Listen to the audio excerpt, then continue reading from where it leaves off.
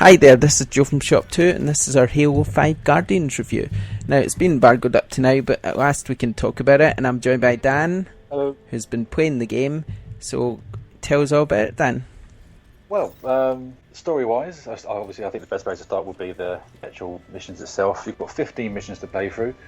Kinoff Cortana seems to have gone absolutely crazy this time and is about to unleash the Guardians, which are Forerunner technology that existed millennia beforehand. By the sound of it, they're kind of like the police of the universe.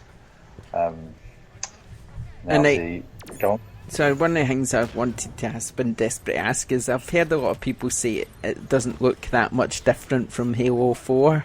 I'll get to that in a minute. But yeah, it looks good.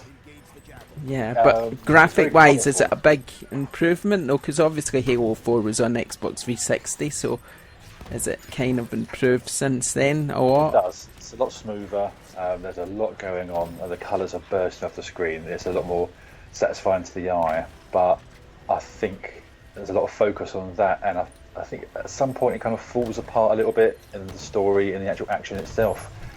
Where I mentioned there's 15 missions, 3 of which are kind of hovering around, just chatting to people. The remaining 12 do feel quite linear. Now in the past Halo games, you get the experience of being in a giant world. Here you are kind of just funneled along in one direction. There is some kind of clever map creation allowing for multiple routes through missions, but it does kind of lack a little bit in what I've experienced in Halo games in the past, I think. I noticed in your gameplay that you had other characters playing alongside you. Yep. In solo, you've got a team of 4.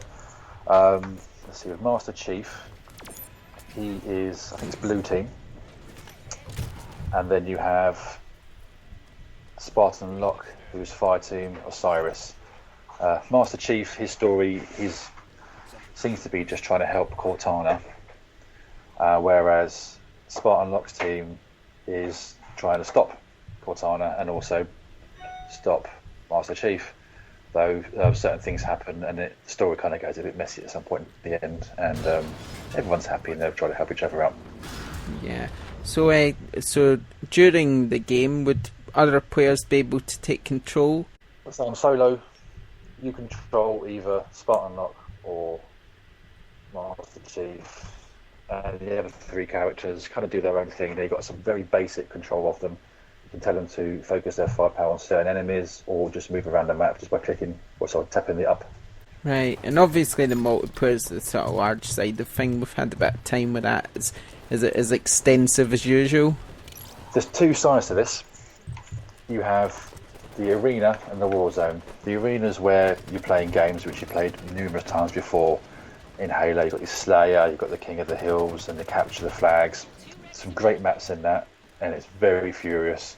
And I think a lot of skills required, I think, on that, because where I've been playing Destiny a lot, it has a bit of auto-aiming in there. This doesn't, so to start with, you're spraying wildly, as you probably see from some of the videos.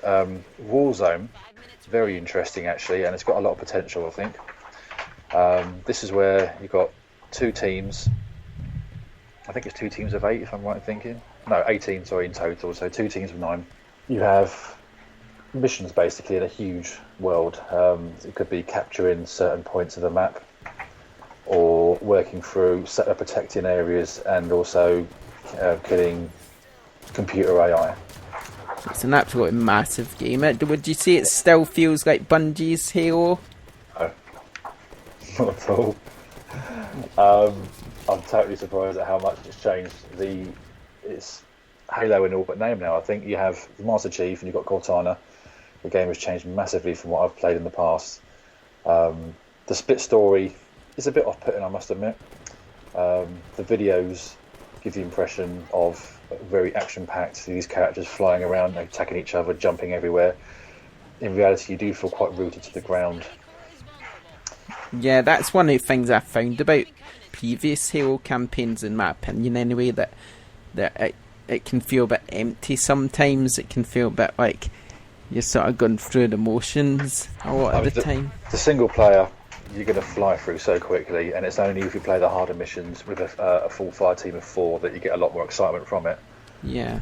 The arena, everyone's played it before, you know what you're doing. Warzone, I think it's got a lot of potential in it. You've got rec points that you earn and cards that you can spend and throw into the game. So sort of midway through a game, you can spend points to bring in a tank or new weaponry for yourself that lasts just for that life, which is quite a cool idea. Yeah. Obviously, the multiplayer's where it's at, really, isn't it? I mean, so. nobody's buying Halo for the single player, I don't think. I say. would have in the past. The first 2 games I thought were amazing. I put a lot of time and effort into those games, but this one, I'm not sure. Is it 343 Studios? Yeah, 343 Industries, yeah. They've made Halo their own, but I think they've changed Halo a lot. Yeah, see, that's the danger. You've got to find a balance, haven't you? You can't have... Because you've got all the fans who love it, who have followed it since Bungie time, but then you've got 343 who obviously want to bring in their own ideas, their new ideas, but they've kind of still got to think of those people, I guess. So it must be quite hard and sort of restricting in a way to do that. A little disappointed with the advertising because it implied certain events will be happening in the game, which didn't happen at all. Yeah. Okay. Sorry, then. which is a bit off-putting, especially like I had the missus actually mentioned it, and she's not a gamer in the slightest. She's like, "Oh my god, are they killing off Master Chief?" And you're playing it, and it's like, nah. I don't even know why they mentioned that in the adverts, because nothing like that happens in the game. And it's a bit of a disappointment. Yeah. Plods along. I mean, there's no way they're going to kill him off. It's too big a character for Microsoft and the Halo universe. But at the same time, they could have done a bit more with him. Yeah. Yeah. Fair enough. So good things. The Warzone, fantastic. It is full on, and I can see myself putting a lot more time into that.